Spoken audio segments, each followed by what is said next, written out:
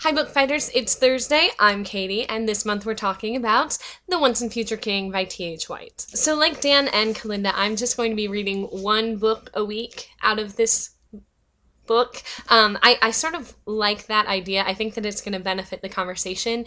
It also makes these enormous books much more manageable, so we might consider doing that for the other huge books that we're reading later this year. Just a thought.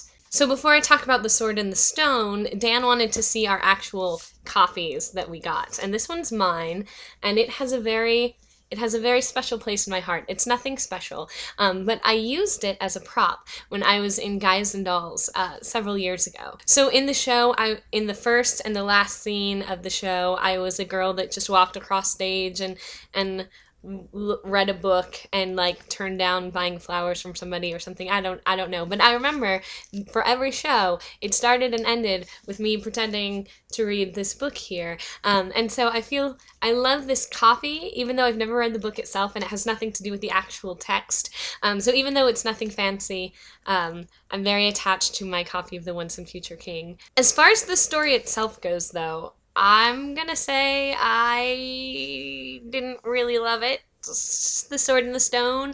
I mean, I know it's gonna get darker later on, and I like the characters so far, but it was just a little too silly and on the nose for me. Sort of for the same reasons that I didn't super love The Importance of Being Earnest. It's also why I don't love The Hobbit as much as all of the other Tolkien books, which is interesting that Kalinda was comparing the two because they were written at approximately the same time. The Hobbit was published 1 year previous to when the first story from this was published.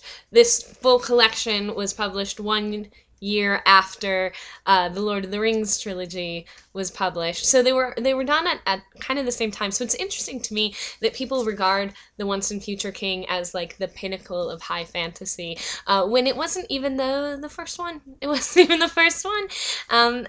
But, you know, it calls back to all of the Arthurian, that's a hard word to say without sounding like you have a speech impediment, Arthurian legend. So that's worth a lot, I guess. I don't know. But The Sword and the Stone, it was for the same reasons that I don't love The Hobbit or the first Harry Potter book. Like, they're fine, and I get their purpose, but they're not stories that I love because they're just too cute. They're just too cute, too silly, and I don't really like that in books. And that's not a criticism. That's just a personal preference. So it has nothing to do with whether you might like this book or whether the book was quality. It's just that me personally, I don't really love that tone, that particular style. It's not my jam. I did absolutely see what Dan was talking about with Arthur sort of being like Harry and Merlin sort of being like Dumbledore. Like, it's a very similar relationship. You can definitely see where Harry Potter derives from these various stories. And Lord of the Rings, to call that back because Kalinda brought it up. They're very similar, not in the stories themselves or the plots or the characters or anything, but just the way in which it's written is very similar. It's that very sort of educated, English, World War II and earlier era writing that's very common, especially in fantasy, because that's sort of where the fantasy world started in the form that it is today. So yeah, I mean, I think I'm excited to read the rest of this book, and I'm glad to have read as much of it as I have.